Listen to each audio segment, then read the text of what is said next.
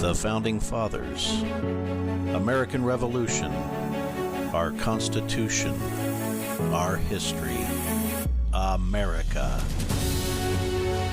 Thanks so much for tuning in as we discuss the people, places, events, and battles that turned 13 separate colonies into the greatest nation on earth, the United States. I'm so glad that you tuned in. We are sitting down with Kyle Stone, author of a new book called Values We Hold Dear. It's a phenomenal read, a quick read, but packed full of amazing history and ways that you and your local community can get involved. It's a fantastic book that I highly recommend, and I have the links for you to order it in the show notes. So now, here's the interview with Kyle Stone. Hey everyone, Ron here with the Patriot Power Podcast. We are in for a real great show. We have a special guest here, Kyle Stone. He has an amazing book that we will get to if I can show it to you. There we go. And we're going to learn all about that. You got to get this book. Order the book. You can get it on Amazon. It has some really cool things in it. He has some freebies that you get out of the deal, which I have all over my fridge and my laptop and stickers and all that fun stuff. So I want to introduce Kyle Stone, and he's going to talk about himself, get a little bit of background, and then we'll dive into this amazing book. It's a quick read, but don't let that fool you. It is chocked full of amazing principles and all from our founding fathers. So if you're watching this on YouTube, you get to see the video. But obviously you may be listening to this because we have this in my podcast. So welcome, Kyle. Tell us a little bit about yourself. Well, thank you. I appreciate this opportunity to talk with you. It's good to see you again. So a little bit about myself. So I am a New Englander by birth, And why was that important? Well, because I was steeped in our Revolutionary War period history. I grew up in a small town, famous for had some famous Revolutionary War figures in it. And so that became a part of life for me. And in our community, that was celebrated quite a bit. And so I enjoyed being a part of that we celebrated Memorial Day, the 4th of July. It was a wonderful, very wonderful experience. And my parents, they encouraged the teaching of true American principles. And as a matter of fact, in one of the stories of the book, there's a little snippet of a July 4th parade that my parents took us to. Well, that's actually a true story. It's my brother and I, our first 4th of July parade. It's just an introduction. So nice. That's very important to us, to me. My background has been in technology for a number of years. And I've also lived out west. So I actually have gone to school. I couldn't stand as much as I love New England and love Connecticut. I couldn't stand the New England winters. So I ended up heading out west to warmer climates and have lived all in Hawaii and up and down the West Coast until recently. And then that's how you and I met. I moved to Idaho a couple of years ago after, well, shall we say, California issues. And you and about 100,000 others, right? And about 100,000 others. And it wasn't a crazy move. My wife actually had family here as well, so there were other mitigating factors that had us move. But yes, so my background in terms of education and whatnot is that I actually have a degree in history from Brigham Young University. And I also have an MBA from the University of Washington and a master's from the Naval War College in Defense and Strategic Studies. So I also have an associate in information technology. So my education background is all over the place, as well as wow. How many initials do you have after your name? A number, actually.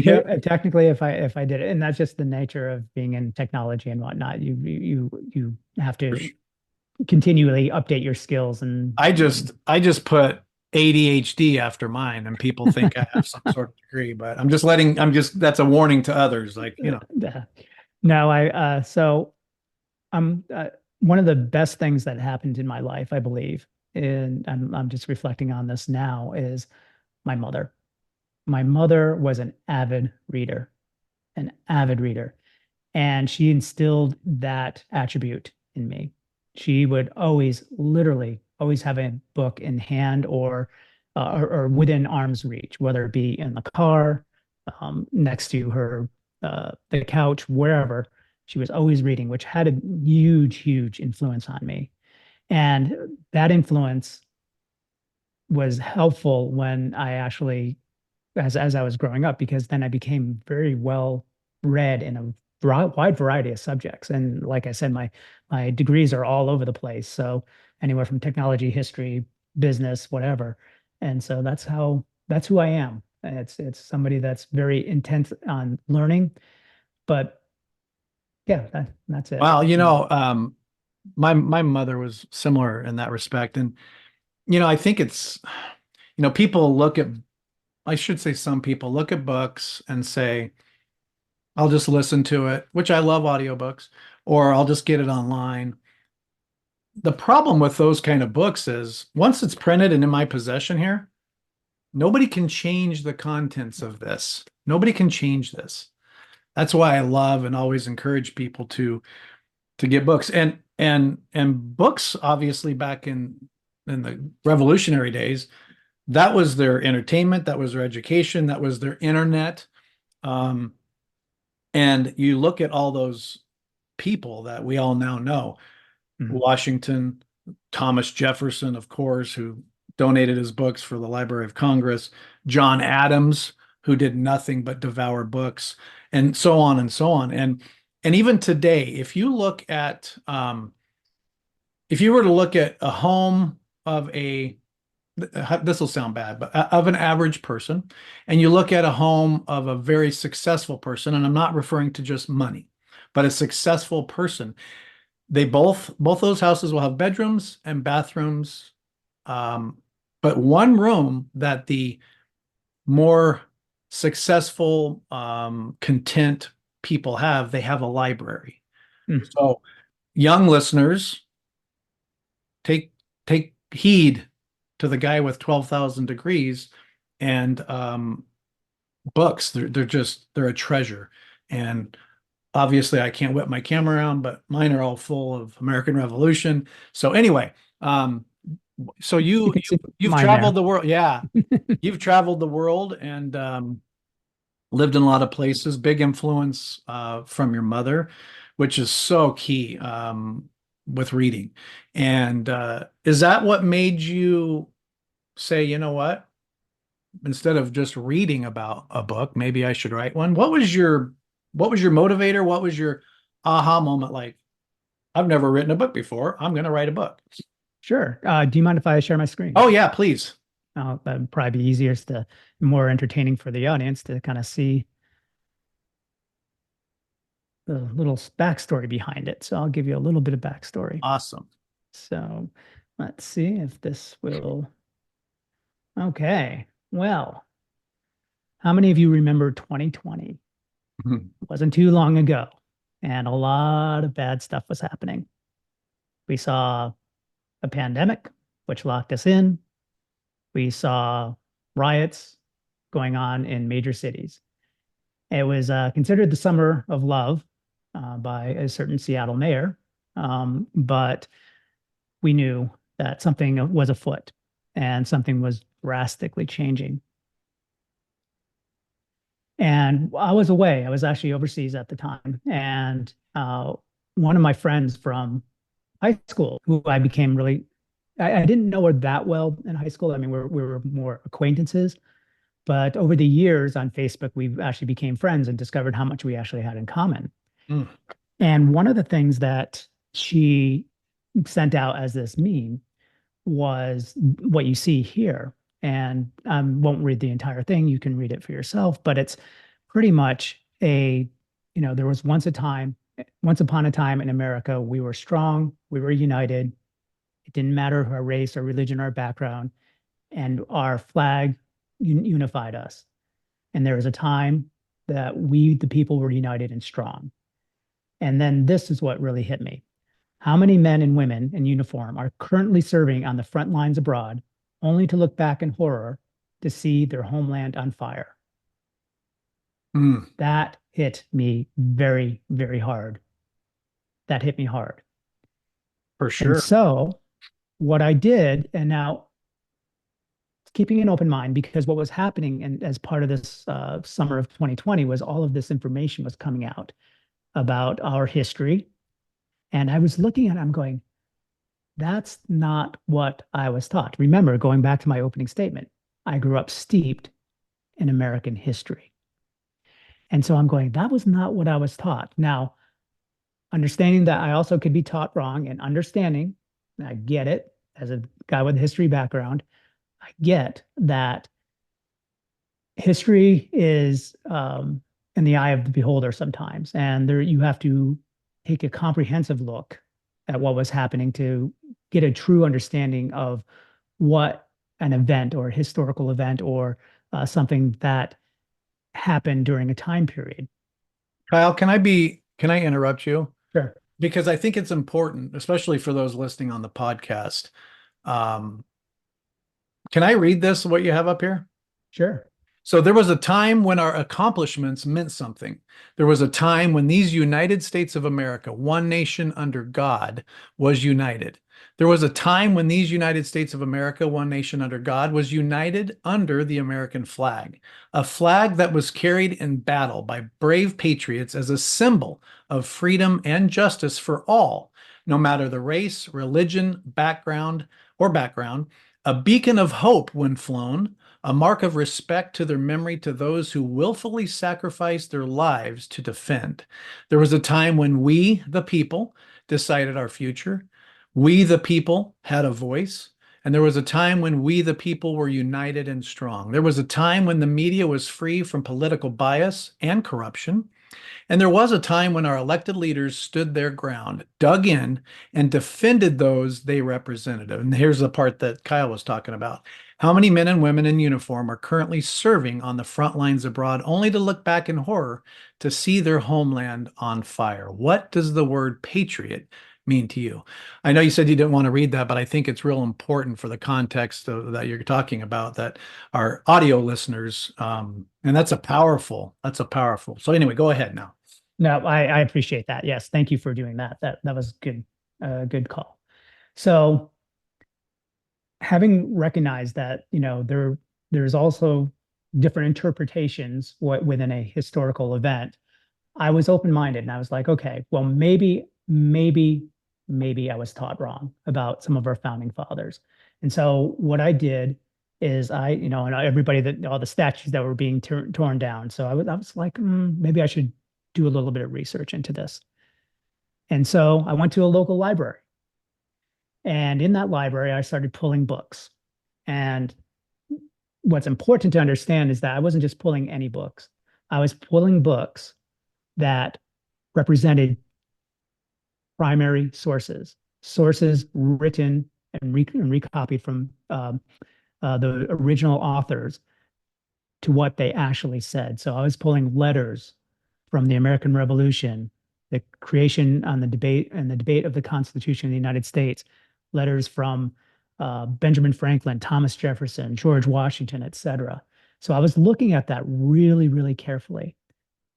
And what I discovered when I was sitting there during my downtime reading these books was, holy cow, I really thought I understood the founding fathers. And not only was I taught, not only what was I taught correctly in my schools and by my family and my parents, but there's a whole depth to them that I didn't even understand. There's something I mean, they were really not only just brilliant, but they understood human nature and they understood nature of bondage versus freedom. And Mm-hmm. they were working really hard as a society and as a people to make a land of freedom.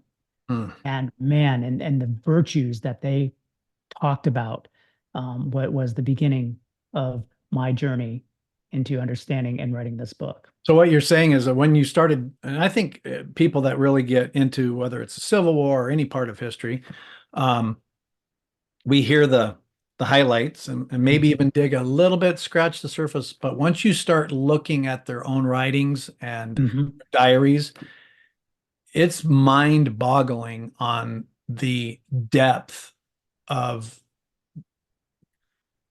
being so aware of what was at risk between being under England's dominion and being truly free. It's like you said, it's amazing.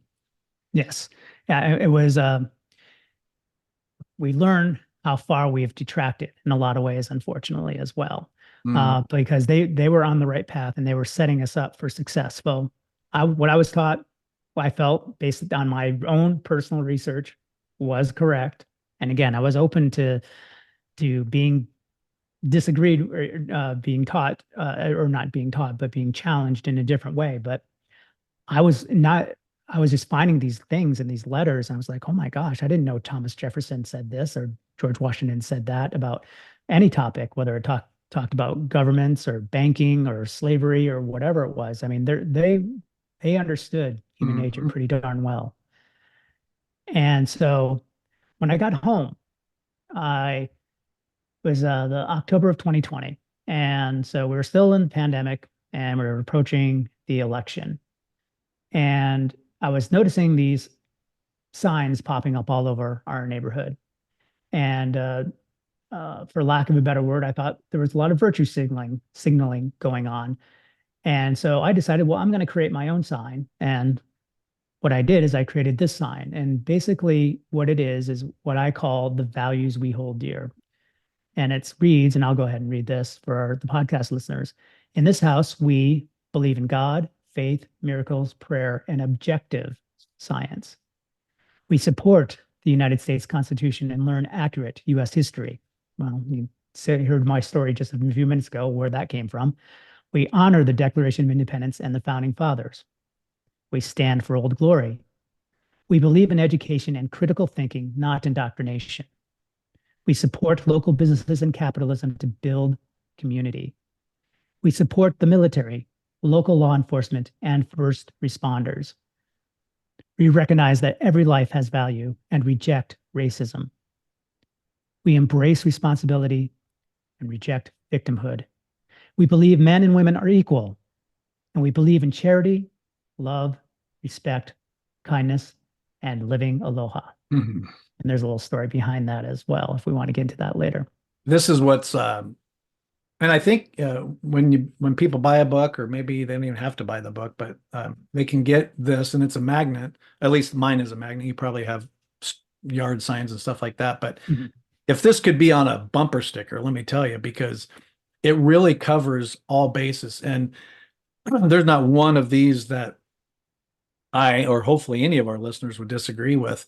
Um, but it's nice to have up because every time I'm in the kitchen, I look at it, and it just is a little subtle reminder that even though our country seems very chaotic and exceptionally confused right now,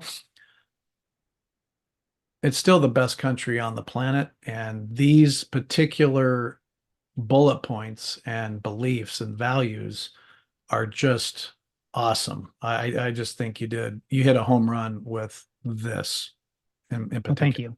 Yeah. No, I appreciate that. So yes, I did that, and I did this with a lot of thought. And part of the reason why I created not just the sign, but also the magnets related to that, is so that when you have, say, your children or your grandchildren, depending on how old you are, I've got a couple grandchildren myself. One day they may ask you a simple question like, "What does Old Glory mean?" I stand for Old Glory. I don't understand that. And then you can have an opportunity right there to give a little bit of a lesson on the importance of the national flag, the symbol of unity, why it was important, and how it was formed, and what it means. So it's an idea here to give an opportunity for folks to actually sit down and talk with their families and pass on some of these values from one generation to the next. Yeah, that's outstanding. And you know what? Excuse me, the third one, honor the Declaration and founding fathers. I get this a lot, and maybe you do too, but I hear from a select group that, this country was founded on slavery and it was just a bunch of white old men, slave owners that were controlling the country. And I can see how superficially from a satellite view that may appear. But if you look into it, I mean, if you look at the ages of the people that signed the Declaration that risked it all, their honor, their money, their life, and you look at the average age of the people that were involved with the creation of the Constitution. I think the Declaration average was like 38 years old. Don't quote me. But the Constitution was like 42, and we had as young as 26 and as old as 81 with Benjamin Franklin. But the founding fathers were not just three people that were 85 years old and gray haired. And if you've dove into the American Revolution in any capacity, you would know that. I'll be quiet now. No, that's a great point. I was just thinking of Thomas Jefferson. He was young. He was Yep, very, he he was. he drafted the Declaration of Independence. And there's 2 points I want to make about Thomas Jefferson because there has been a strong, strong desire to cancel him, remove his statues from places of honor. One of them, and I remember when I was doing the research, I'm paraphrasing, so I'm stretching back in my brain a little bit, but one of the stories I remember about him was when he was a delegate in the House of Burgesses in Virginia. A motion came to the floor by he was a colonel, as all I remember, by some gentleman and a colonel to abolish slavery in Virginia. They kind of knew where things were, or there were some people that understood where things were going. And certainly in the North, the Adamses, for instance, they were totally, totally anti-slavery. Yeah, they never owned a slave. Never did. Are you upset about this? It just drives me batty. There is not still one monument, one area of reverence in DC of John Adams. That's Not that is one. horrible. And I think one of the best authors of 1776 and in general is Mhm. David McCullough, and that was his major passion that he had been working on for 3 years. Unfortunately, he passed away, so I don't know where that piece is. But yeah, he's the only founding father that does not have like a monument like Washington and Jefferson and everybody else Yeah. seems to have that. And it just and I love John Adams. Yeah. He's probably my second favorite founding father. And anyway, just it Very just I that is a shame. I'll tell you who my favorite is in a minute, and it's in one of the Adamses as well. Hey, it's Bill Simmons from the Bill Simmons Podcast here to tell you about Michelob Ultra Courtside. It's getting fans closer to the NBA with a chance to win prizes like courtside seats, a trip to All-Star Weekend, and much more. Check it out at MichelobUltra.com/courtside. Michelob Ultra Superior Access, Courtside 24-25 sweepstakes, no purchase necessary. Open to U.S. residents 21 and up. Begins on October 1st, 2024, ends July 1st, 2025. Multiple entry periods. Visit MichelobUltra.com/courtside for free entry deadlines, and official rules. Message and data rates may apply. Void where prohibited. So Colonel gets up and he advocates to get rid of slavery in Virginia. Well, you know who seconded that motion? It was Thomas Jefferson. I think he was 23 or 24 at the time. He was a young man. He seconded the motion to end slavery in the Commonwealth of Virginia. Unfortunately, it was not a popular idea in Virginia. And so they were shot down. And as a matter of fact, that colonel was shot down pretty hard. He basically lost a lot of friends over this. I think he may have even lost his seat in the House of Burgesses. But you fast forward just months later, Thomas Jefferson, he drafts the Declaration of Independence.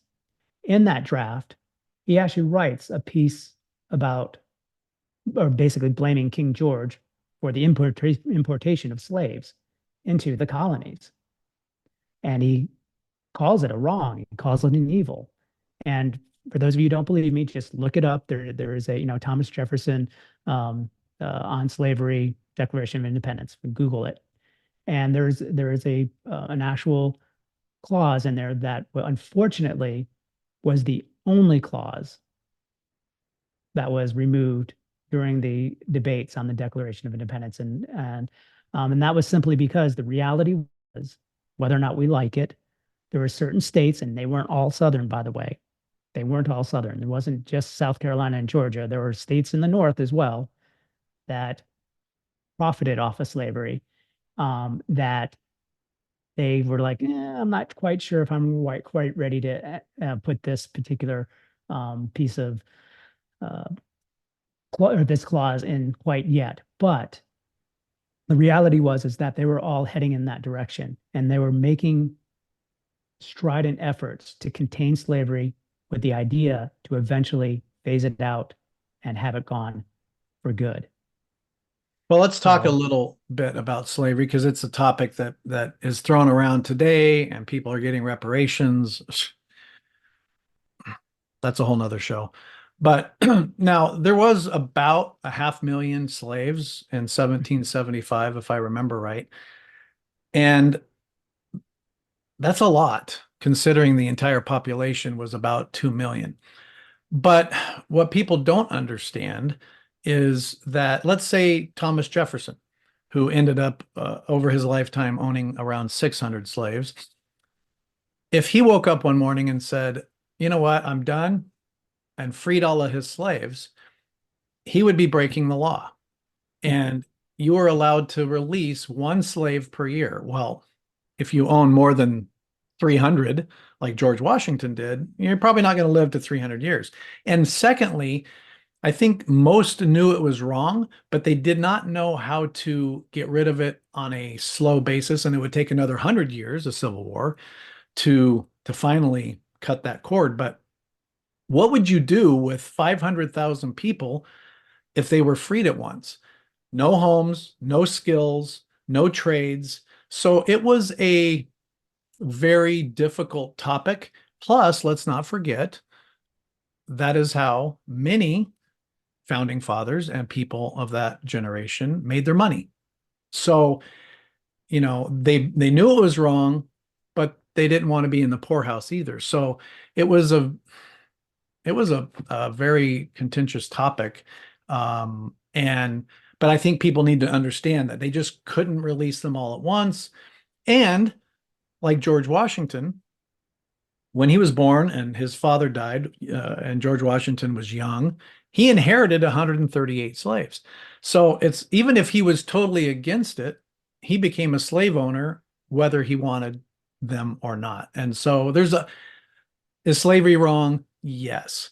Was there an easy way to appease and ensure that they would have prosperous, fair lives during this time? No, there just wasn't. And it would take another century to figure all that out. And that's why the Declaration doesn't mention the word slavery. But anyway, I just wanted to throw that in because I get that a lot. How do you love the American Revolution? It's just a bunch of white old slave owners. And I'm like, my job is not to convince you, but hopefully to educate you. And this is why we're doing this too. So that is exactly the tact I take. And you keep in mind also that some of the founding fathers were actually slaves at one point. Let me explain that. Like Benjamin Franklin, let's talk about him. Indentured servitude was a form of slavery. Indentured servitude was a form of slavery. Benjamin Franklin didn't like it too much. He was indentured servant to his brother, if I remember correctly. Yep. Didn't like it. Packed his stuff, took some money, basically fled from Boston to Philadelphia, if I remember correctly, because of that.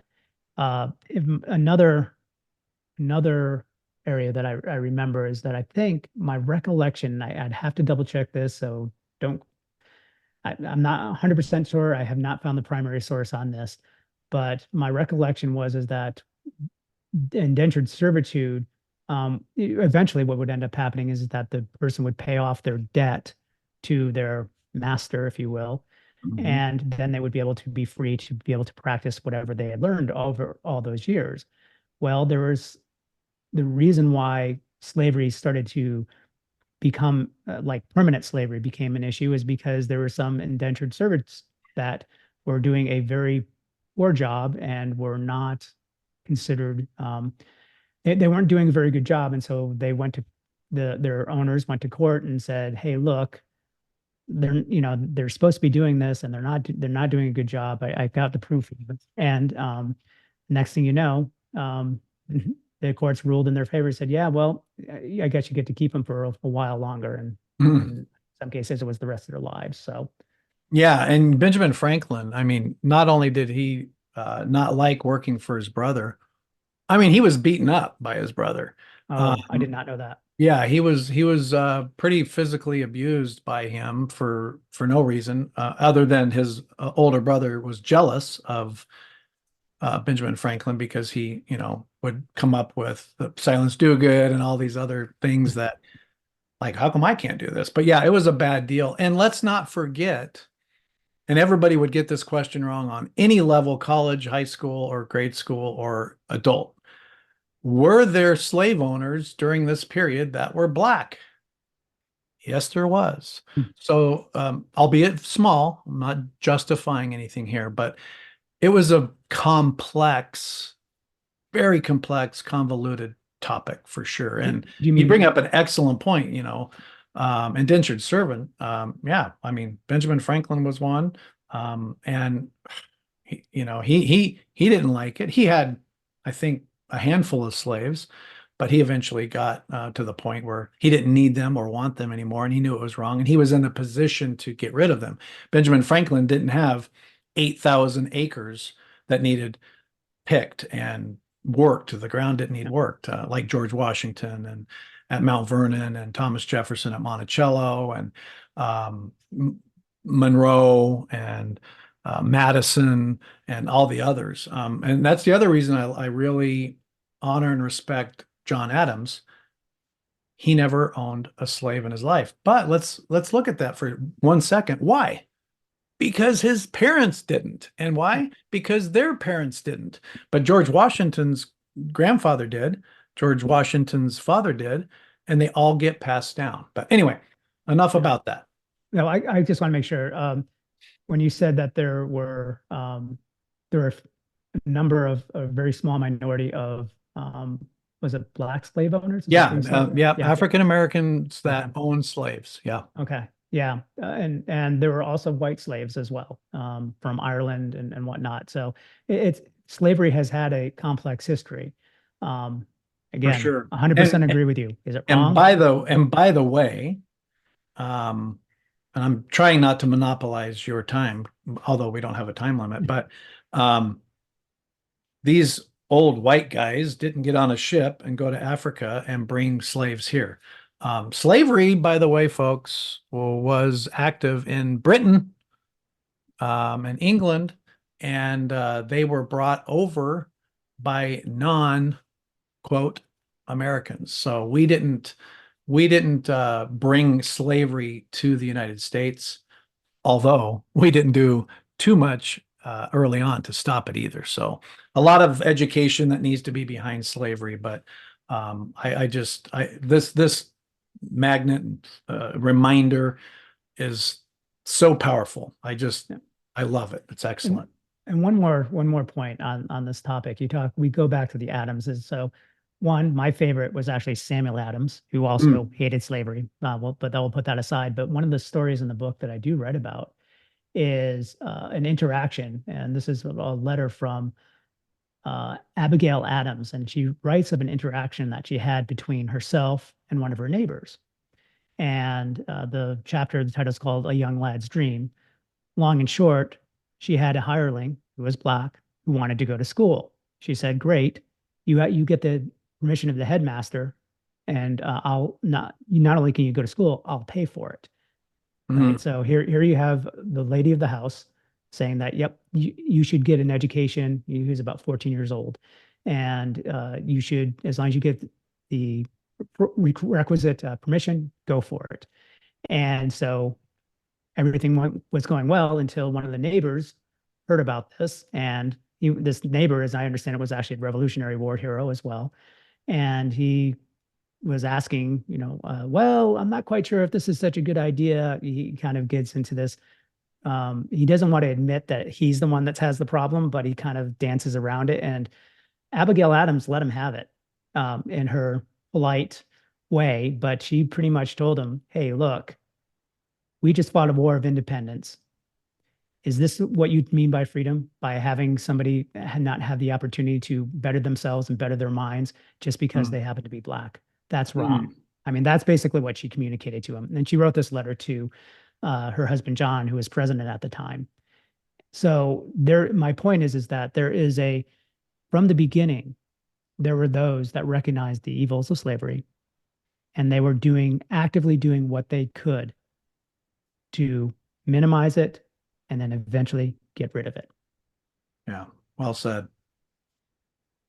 So yeah, so I had this sign, and I would get, actually, interestingly, as I posted it, and keep in mind I was in California at the time, I would get people asking me, "Hey, where did you get that sign?" I'd have people literally come to my door, knocking on my door. "Where did you get that sign? You have any extra? Can I buy any from you?" Et cetera, et cetera. So eventually I started selling a few. And I mean, I'm not talking a whole lot, but a few. And then I eventually ended up, there we go. Then I ended up getting associated with a gentleman by the name of Dr. Steve Turley, who is a classical education scholar. And he actually wrote the forward to the book. And through him, I started learning about these concepts because he's a classical scholar. He understands, he has 2 PhDs, one in anthropology, one in religion. He understood the concepts and taught about the concepts of virtue. And I didn't understand virtue at all. I didn't understand. I mean, I thought virtue meant just being a good person, be a good person and you'll be virtuous. Nope. That's not what the founding fathers meant by virtue. That was another thing I learned. And he gave me pretty much a crash course on philosophy. And with the idea that there are 4 fundamental virtues that were the pillars of our society. And those 4 fundamental virtues were wisdom, temperance, justice, and courage. Wisdom, which basically means, making sure that you think the long term, you make decisions based not on the whim of the moment, but on what will be beneficial to a community, to a society, to a family, to an individual in the long term. Temperance, also, not being impulsive, but save, like, instead of spending your money, for instance, on a Ferrari or a Lamborghini, you save your money over time so that you can enjoy prosperity in the long term.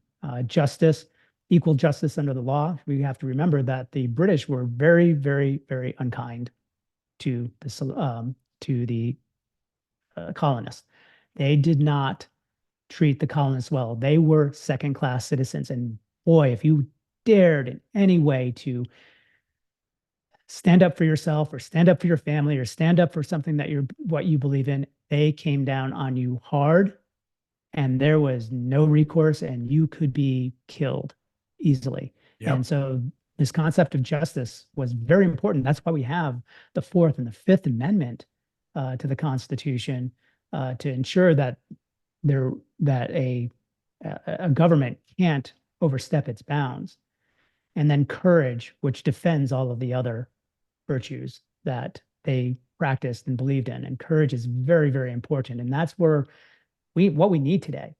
And so this is my attempt, my courageous attempt, if you will, to inject my voice and from what I've learned and what I believe and what I've seen and what I've experienced. Because, like you said, I have traveled the world and I've seen, I love different cultures. I've experienced different things, but man, America is quite special. Mm-hmm. And on those 4 fundamental virtues are built the values. And so that's how that came to be. And then Ralph Cochran, who is also on this slide, is the CEO of Turley Talks, and he introduced the idea to me of writing a book. He was like, "Hey, I have an idea for you. You should write a book on this." And I'm like, "A book?" Now, of course, I'm well read, but man, writing a book that sounds like it's hard. And let me tell you, it's hard. It is hard to write a book. But this journey that I've been on as I've been doing this has been not just a temporal journey, but it's also been very much a spiritual journey. And that spiritual journey and that temporal journey is to reconnect us to who we are as Americans. And so most books, when they have values or virtues that they talk about, even the patriotic books, what they stand for is fantastic. Don't get me wrong. I have a number of them. I've read a number of them. They're good. But I think what makes this book unique is that it relates to a particular point in history. It gives a story, an interesting story of something that happened in history.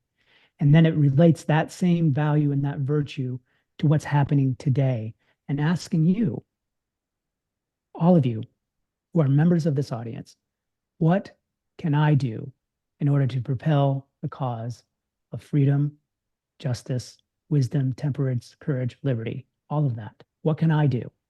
And it gives you examples of what you can do. That's what I really enjoy. And, regardless of your political leanings or beliefs, this book really spells out how it was and how it relates to today. And it bridges that gap, and it brings the now and the then together. And that you just do a fantastic job. And that's why I want everybody listening or watching got to get a copy of this book. The links to get these books will be in the podcast notes, as well as the YouTube description. So if you haven't bought a book this year, you should have bought several by now, but get this, Values We Hold Dear, because it's phenomenal. And I'm going to be bold here with the audience and say, with your audience, and say, hey, maybe not just buy one book, buy a few. And it's not because I want you to, spend a bunch of money, and it's not about me. That's not what it is. What this is about us, all of us, trying to make a difference and trying to figure out ways in which we can do something and show our support for the United States of America as it had been truly founded, and as it had been truly designed by our founding fathers, and as it had been fought for by many, many folks all the way to the present. All the things that, all the wars that have happened, whether it be World War I, World War II, global war on terror, whatever. It's important to understand that we are now at a point in time. We are all at a point in time where voting really isn't enough. And I hate to say it, and I know we're really busy, and I hate to, it seems like I'm taxing your time more. But there's little things that we can do that if we all do it and we practice it, even just a little bit at a time, it will make a big, big, big difference to restoring liberty. Yeah. Amen. This episode is brought to you by Coffee Mate. After watching this season of the HBO's original series, The White Lotus, this is the tropical getaway I needed. One more pina colada, please. Hey, you're not on mute. Oh, I thought I was in paradise. Turns out it was my Coffee Mate. Coffee Mate pina colada and Thai iced coffee flavored creamers. Inspired by the newest season of HBO's original series, The White Lotus. For the love of coffee. Try now. Lowe's knows that free is just better. That's why Milo's Rewards is free to join. As a member, you earn points towards Milo's money on eligible purchases, get exclusive free gifts, and earn free shipping at Silver Key status, all on top of weekly member-only deals. Don't wait. Join Milo's Rewards for free today and start saving more. Lowe's, we help, you save. Loyalty program subject to terms and conditions. Details at lowes.com/terms. Subject to change. I believe that. I believe that with all my heart. And you think about, what can I do? Like I'm working 3 jobs just to pay rent. And, I can't buy food. What? I don't have time for that. But you should carve out some time. I mean, picture 300 and however many, 365 million in this country now. If everybody just gave 10 minutes a month, I'm horrible at math. Some wizard out there has probably already done it. I mean, how many hours is that? I mean, together, we, the people, can make a difference. It's very difficult for one person or two people to make a sustainable change, but we, the people, certainly could if we took an active role. And I think knowing how it was at the forming and the creation of our amazing country to where it is now, that's why you need to know your history. You don't need to know your history because we all hear that, right? History, if you don't know your history, it repeats itself. In actuality, you need to know your history because understanding that history will tell us exactly why we are where we are today. Not that it will repeat itself. That's a overused saying, in my opinion, but the study of history will give you a roadmap of why are we here? Like, you know, I'm sure I hear it all. How did this country get to this point? Where you want to know how? Go back to the creation of our history. It will show you. And that's why studying history and understanding the people, the places, the battles, the events that helped form our country. That's why it's important. And you don't have to be a history nerd like me that has, you know, a declaration and a constitution in my pocket all the time. I mean, we teach kids at our Christian co-op once a week too, but you have to understand and know the history if you want to know why we are where we are today. Right. And one of the most dangerous things that is happening in our society, and not just us, it's happening globally, is the purposeful erasure of our history. And that is really scary. And that goes back to your earlier point, which I've heard you say before, but it's stuck with me, and it's actually absolutely brilliant. Once you have a hard copy of a book, it can never be changed. That's right. I think of the one of the little snippets I remember writing about in the book, just as a reference point. In the book 1984, this main character, Winston, do you remember what his job was? I should, but I don't. Okay. His job, he worked, and I can't remember what the department was, but basically he worked in the department that took books, and if there was anything in those books that were contrary to the doctrine of the day, his job was to help identify it and help make sure that it gets into the incinerator so that they could rewrite the history. Well, in a lot of ways, with electronics, that's easy to do. As a matter of fact, it's kind of interesting. One of these sources that I used in the book that I was trying to refine and re-reference. Well, things have changed, and I'm kind of going, wait a second, you know, or at least it hasn't been an out and out change of the actual quote, but it has been an out and out change of the source from which the quote was found. And I'm getting a little suspicious. And I've heard this from others as well. It's not me just experiencing this. And that is a very scary thing. And so one of the reasons why this book is great, and if you're a military person, the way I describe it is that it is a medical kit, an ammunition box, and a field manual all in one book. It actually has the Declaration of Independence and the Constitution in here, as well as the Bill of Rights.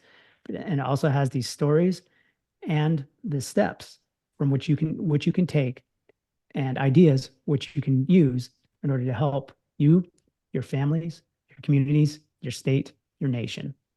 Yeah, it's for sure. I mean, it really is something. And like, I love your idea. I've published a couple books that are on Amazon too as well. And no, you don't get really rich from writing books, folks. So you can buy 5 of these and hand out to your kids or your parents or your friends. Write a little special note in there. I found when you give a book, you give somebody a business card, that's great, and gets in the trash as soon as you get home, maybe even sooner. But when you hand somebody a book, it's super uncommon. And two, people will read it. And this is worth your time. And like I said, it's a quick read. It's packed full of amazing things, but it's a fairly quick read. And so I highly encourage everybody to do that. And going back to your point about the ease of going into a website and changing the quote or changing the source, it's just seconds to do that. And erasing history. That's kind of what has happened. They want to get rid of the Thomas Jefferson Memorial, which is way off the beaten path. I mean, you have to walk a ways to get to it. But that, so when you see George Washington or any statue, Robert E. Lee that was just recently removed, the Ten Commandments that have been removed, when you start seeing that, don't think that it's just a small group of kids in a gang that just want to cause issue and they're just toppling statues. That is the exact start, maybe even further along than the start, of how you erase history. Picture this in your mind. If over the next 40 years, every monument, every historical figure that is up on, if Mount Rushmore was blown away, if the Washington Monument was blown up, if Monticello and all these other homes of these amazing men, if they were all gone in 75 years, do you think those kids and adults at that time would have any inkling of what happened? That is the danger of erasing or changing history. And so when you get a physical book, you can't change it. And so it's important to add to your library. And if you don't have a library, well, I'm in an apartment. Okay, go to a store and get 6 plastic bins for $5. And that's your library. Just read. Yep. I 100% agree. Our founding fathers had thousands of books, thousands. And like you said, they were expensive at the time. Way expensive. Yep. And I mentioned this when you gave the talk at the Sons of the American Revolution, but when they issued the Stamp Act, which taxed paper and a slew of other things, even England knew how important books were. Books were not included in any of their countless acts or taxes that they imposed on the colonists. So they, as crazy and bad as they were, they even understood how important books were. And Thomas Jefferson, obviously, is the most famous. He had thousands. You probably know the details, but yeah, well, that's how Library of Congress. What's that? Well, it started with him, and others donated as well. So anyway, we won't beat a dead horse. I'll let you continue. Yeah. So I think that's pretty much how this book came to be, is connecting the timeless virtues and values from the ancient, from the divine to the ancients, to the founders, to the present day. This is what the book is really all about, is putting a string, if you will, across time and space and giving us hope. And that's fundamentally what the book is trying to communicate. It's like, look, all is not lost unless you allow it to be. But it takes each and every one of us, and it starts with us to reconnect, retether ourselves to those ancient values and virtues that have been interwoven into our society and into our, on purpose, by our founders, purposely interwoven into our society in order to ensure the freedom of man and woman for all time. And that is all I've got. So I got to ask, for the podcast folks, this is going to be rough, but in the middle you have founders. So that's George Washington, John Adams, Thomas Jefferson. The far right is obviously my favorite lady of all time, Abigail Adams, of that era at least. Who's the gal next to Abigail Adams? Dolly Madison. Okay, that would have been my guess. Yeah, she was very, very important. There's a story in the book about her as well. She Dolly Madison was amazing. When an absolute treasure to our society. Men and women in this that during that time were I understand that folks will say, oh, well, there was no equality and that women couldn't own property, et cetera, et cetera. I understand that there were some of these laws. I get it, but man, that does not mean that women didn't play an exceptionally important part. And they were definitely equal in terms of influencing important men into building a society that eventually enabled women's rights. Women are very, very important in this battle for liberty, exceptionally important. My mother is an important part of that from my upbringing. So you will never see me say that there's women are second class citizens. They weren't, and folks like Dolly Madison, and Abigail Adams showed the way of and lit the torch, if you will, of ensuring equality of women in these times. Yeah, and Martha Washington too. I mean, Martha Washington too. everyone thinks of Martha Washington as this old, plump, short lady. Well, she was when she was very old, but very few people understand that she spent a lot of times at the camps with Washington, and not with Washington sitting in a house having tea. She was out with the other ladies, the camp followers, knitting and making socks and clothes for them. And she spent many, many years collectively away from her home. And Mount Vernon is gorgeous, and she could have just sat there and done nothing. So there's a lot of women in the revolution that have done amazing things that they just don't maybe get their 15 minutes, which is why on my podcast, I have not one, but two episodes, bonus episodes of amazing women. And we talk about them and what they've done and what they've experienced. And I think your book, people will learn the importance of the fundamental virtues of the leadership that these men and women gave us. There's awesome, inspiring stories, which make us feel good for sure. But through those stories, you really learn how to be a critical thinker. And really, you kind of demonstrate how to experience being patriotic and patriotism as a whole. And patriotism to me is more than putting your flag out on Flag Day and the 4th of July. And I get it. Some people aren't as psychotic as about the American Revolution as I am, and that's fine. But at minimum, you should understand who was behind, who had a feather in their hand, a quill in their hand, who created our country, how it was formed, why it was formed.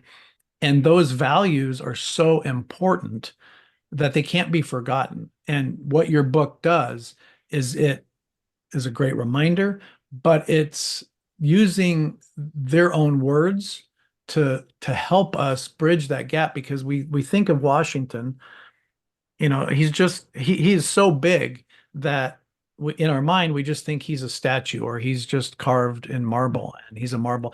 George Washington and John Adams and Jefferson and all of them, they were human beings, and they had flaws, and they were very emotional. Thomas Jefferson, when his wife died, was out of the picture, out of the limelight, and never spoke to anybody for months. John Adams got to live to the ripe old age of 90.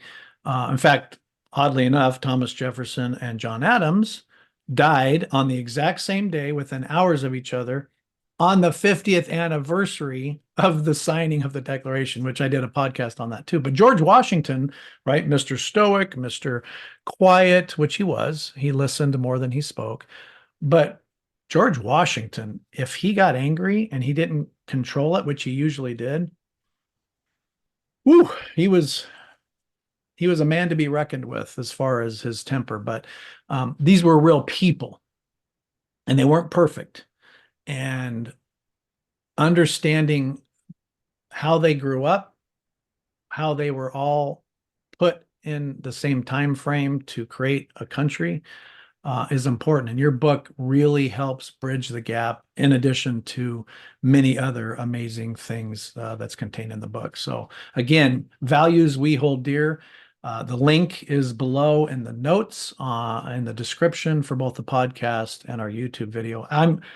All right. So after you read this, you're going to probably want more. Any works, anything in the works for a second book, or do you have anything upcoming that you can or want to share? Sure. No, I do. I have big dreams. So I would like to make this a series. So this is just the beginning. I am working on a series of stories to say, for instance, if I were to talk about, the reason why standing for Old Glory is important. Yeah, write a bunch of stories of patriotism and why patriotism is important. So I'm looking at expanding this down the line, or critical thinking using education. We believe in education and critical thinking, not indoctrination, and why that's important, and where in history those were societies and nations and even empires have fallen because they've lost touch with critical thinking. So I have this whole set of ideas. I'm looking at doing. I do have a Substack, and I'm starting to do stories in a shorter format to help emphasize these points, but doing in such a way to remind us that we need to defend the values we hold dear in order to be free in our society.